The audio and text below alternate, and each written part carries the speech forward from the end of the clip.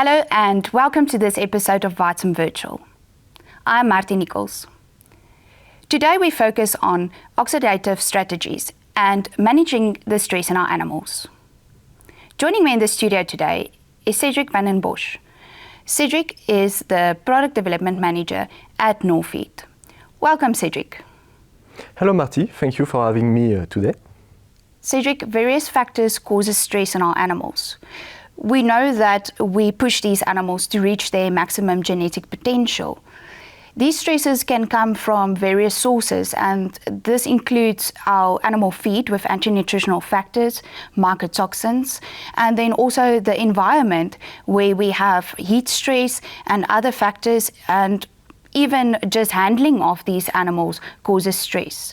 So during normal metabolism of these animals, we have free radicals that's produced by our cells, and when we have stress in our animals, we actually have much higher levels of these free radicals that's produced. So can you perhaps give us a little bit more background on oxidative stress? Yes, of course. So, well, it's easy to see when we look to the last decade that we have been able to improve a lot the growth performance thanks to the genetic selection, but also thanks to the progress of the feed industry, which means that today, with the same amount of feed, we are able to offer much more animal proteins to the global population. And that is great because we have to feed the world.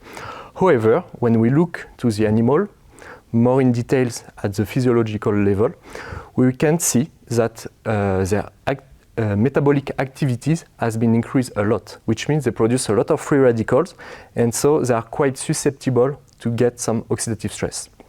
And what's happened with the oxidative stress is that it will impact negatively the immunity, but also the growth performances. So now, today, managing properly the antioxidant defenses is very important. That's why. Can you perhaps give us some background on the type of antioxidants? Yes.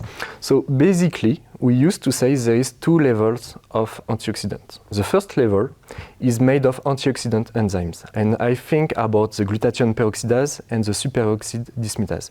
The goal of these two enzymes is to detoxify the cells from the free radicals. And then we have a second level, which is made of vitamins E, vitamin C, and each of these molecules, they have their own properties and their own functions. To meet our animals' antioxidant requirements, we sometimes need to do supplementation. From my background as an animal nutritionist, I know that we use synthetic or sometimes analogs of natural sources to replace some or supplement some of the vitamin E and vitamin C in the animal feed. We can also add some selenium to diversify this antioxidant profile. And more recently, organic sources of selenium have been used to replace the inorganic sources of selenium to increase the bioavailability of these molecules to the animals. So if we look at oxidative stress and handling it, is there a difference between using synthetic and organic molecules? Well, that's a good question. In fact, we need to look at the biochemistry. When we look deeper in the cells, we have two compounds, the membranes and the cytoplasm. If we look deeper in the membrane, we will find some carotenoids and some vitamin E. If we look deeper in the cytoplasm, we will find the antioxidant enzymes, the vitamin C, but so some other polyphenols. And in fact, all these molecules, they will act as a pool. It's a teamwork, and there is some exchange between the molecules. However, as we have pushed the growth performance to high level, we also need high level of antioxidant. So we can increase the level of vitamin E or vitamin C, but that might not be sufficient because, as I was just explaining, the antioxidant work as a team, and we need to act on every of these. So that's why at Norfeed we have developed a dry grape extract, which is a grape polyphenol concentrate that will act on every of these molecules to improve the antioxidant cover. You said dry grape extract, right? You didn't mean grape seed extract. I said a dry grape extract for a good reason. In Europe, a dry grape extract must be an extract from the skin and an extract from the seed. Why? Because you won't have the same profile of polyphenol. In the skin, it will be interesting to get some anthocyanins, and in the seeds, you will have the gallic acids and the proanthocyanins. And in fact, we want to gather these molecules to maximize the efficacy of our product. Cedric, can you please elaborate on this grape extract from Norfeed? Of course. So our solution is named NoGrape 80. It means 80% of polyphenols, and our product is standardized. This is very important to guarantee a constant efficacy. NoGrape 80 was the first dry grape extract on the market, and today it still has the highest antioxidant activity.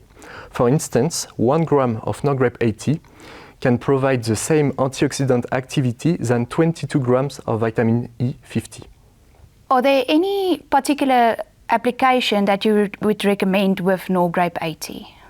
Well, we have developed many applications, but if I have select two applications, especially here in South Africa because you have a hot climate, I would definitely recommend to use it on lactating sows for a good reason.